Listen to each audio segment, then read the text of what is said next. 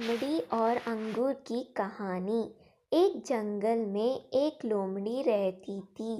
एक दिन वह भूखी प्यासी भोजन की तलाश में जंगल की भटक रही थी।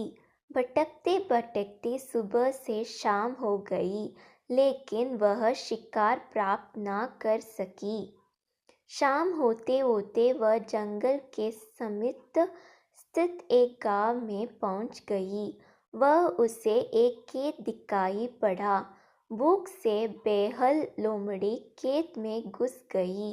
वहां एक ऊंचे पेड़ पर अंगूर की बेल लिपटी हुई थी, जिसमें रसीले अंगूर के गुच्छे लगे हुए थे।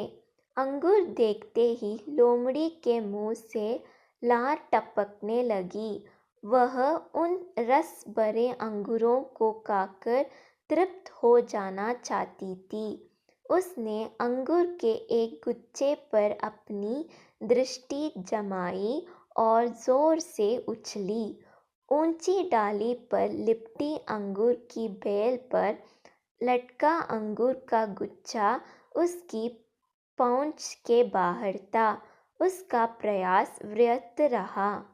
उसने सोचा, क्यों ना एक प्रयास और किया जाए।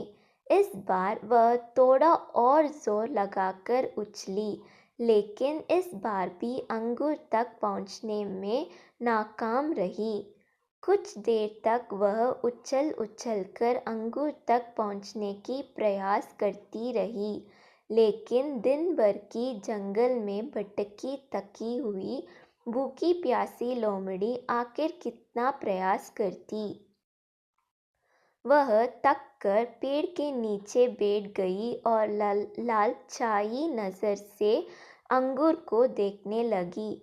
वह समझ गई कि अंगूर तक पहुंचना उसके बस के बाहर है, इसलिए कुछ देर अंगूरों को ताकने के बाद वह उठी और वहां से जाने लगी। वहां अंगूर खाने का विचार त्याग चुकी थी। पास ही एक पेड़ पर बैठा बंदर उसे बहुत देर से देख रहा था। उसे जाते हुए देखा, वह खुद को रोक नहीं पाया और पूछ बैठा, क्या हुआ लोमड़ी बहन, वापस क्यों जा रही हो? अंगूर नहीं खाओगी?